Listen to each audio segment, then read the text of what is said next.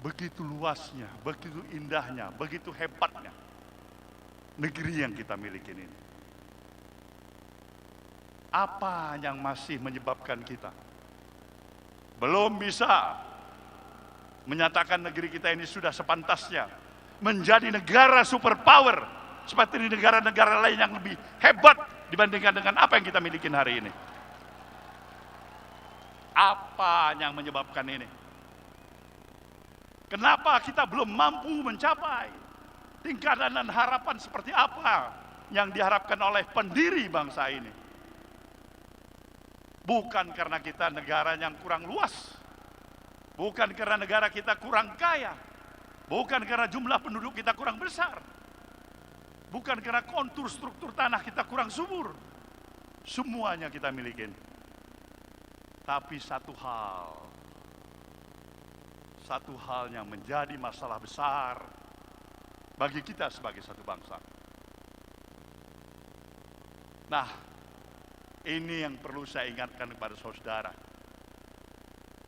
Bahwasanya pikiran, gerakan perubahan yang juga sejalan dengan apa yang pernah dikonstatir oleh Presiden Jokowi untuk melaksanakan revolusi mental adalah sebenarnya identik dengan misi gerakan perubahan kita. Senafas, sebangun, sejalan. Dan itulahnya kenapa ketika pada tahun 2014 pemilu, dengan seluruh kekuatan dan harapan energi yang kita miliki, kita dukung yang namanya Presiden Jokowi kala itu sebagai calon presiden untuk menjadi presiden di negeri ini, saudaraku. Kita memberikan dukungannya secara totalitas. Kenapa? Karena kita mempunyai keyakinan dengan konsepsi, gagasan, dan pemikiran yang sama dengan apa yang kita miliki. Logika kita menyatakan, kita yakin progres perjalanan kemajuan kita berbangsa dan bernegara akan jauh lebih hebat seperti apa yang kita harapkan. Tapi sayang, 1000 kali sayang,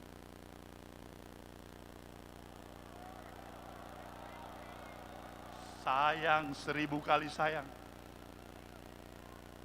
harapan belum menjadi kenyataan.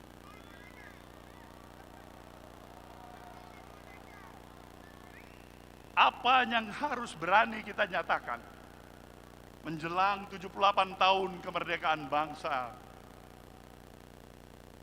yang kita miliki? Sebenarnya kita memahami bahwasanya kemerdekaan yang kita miliki ini bukanlah hanya pemberian atau hadiah yang kita peroleh dari para kaum penjajah.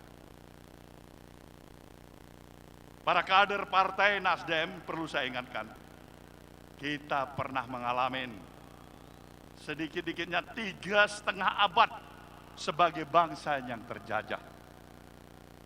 Dan konsekuensi sebagai bangsa yang terjajah adalah derita, penghinaan, kesedihan, kesusahan, dan kehilangan harkat dan martabat. Itulah nasib sebagai bangsa yang terjajah. Tapi dengan seluruh daya dan upaya para pemikir sekaligus para pejuang bangsa ini yang telah memberikan peran dan mengambil sikap dengan penuh keyakinan, memberikan pengorbanan harta, bahkan nyawa sekalipun, untuk membebaskan kita sebagai bangsa yang terjajah menjadi bangsa yang merdeka dan berdaulat. Kita wajib untuk tetap mengenang dan memberikan penghormatan kepada para pahlawan dan para pemikir bangsa ini yang memerdekakan bangsa kita dari kaum penjajah. Inilah sejalan dengan kita mungkin 1 bulan lagi akan menghadapi peringatan hari ulang tahun ke-78 tahun kemerdekaan yang kita miliki. Sejujurnya, kita telah mengalami berbagai kemajuan dalam berbagai peranata kehidupan yang ada, dalam beberapa aspek kehidupan yang kita miliki. Tetapi apabila kita berani dan menempatkan pemikiran secara kritis, objektif, berdasarkan fakta yang ada, di tengah-tengah potret sosial kemasyarakatan yang ada pada hari ini. Saudara, para peserta apel siaga yang saya banggakan, Indonesia yang kita kenal sebagai satu bangsa yang memiliki sifat dan nilai-nilai values keindonesiaan yang seutuhnya. Bangsa yang penuh dengan ramah tamah, sopan santun, mengenal tempo selero, ajas kepantasan, kepatutan, budaya malu, penuh dengan spirit kegotong royongan. Hari ini kita sudah hampir sulit untuk menemukan karakter sejatinya bangsa Indonesia seperti apa yang kita kenal seperti itu. Bangsa kita telah berubah. Hari ini dari semangat yang penuh dengan rasa kegotong royongan dan kebersamaan, semangat kekitaan, berubah menjadi bangsa dengan semangat keakuan individualistik yang menghargai nilai-nilai transaksional materialistik yang serba pragmatis. Dan itulah Indonesia hari ini. Kita terjebak pada pragmatisme, kita terjebak dari sikap yang penuh keterus-terangan menjadi bangsa yang penuh dengan kepura-puraan atau munafik. Dan itulah kita Indonesia hari ini. Nah, inilah yang menjadi dasar filosofis pemikiran kenapa kita harus melakukan gerakan perubahan untuk melakukan perubahan yang berarti dan mendasar dalam perjalanan kehidupan kita berbangsa dan bernegara. Kita sayang pada bangsa ini. Kita sayang kepada para pemimpin yang ada di negeri ini. Kita punya komitmen moral untuk keberhasilan pemimpin yang kita dukung dan usung menjadi presiden negeri ini.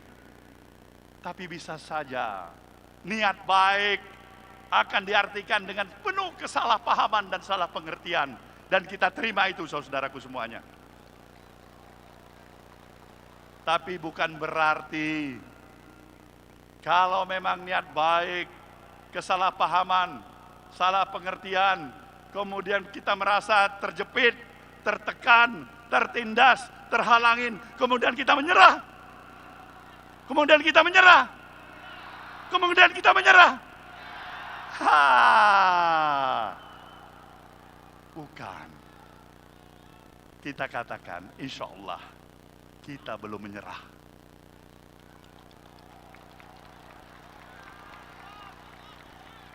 Dasar pemikiran inilah yang kita mau agar kita tetap konsisten dengan pemikiran-pemikiran nilai-nilai kebangsaan yang seutuhnya untuk memberikan penghormatan nilai pluralisme kebangsaan kita.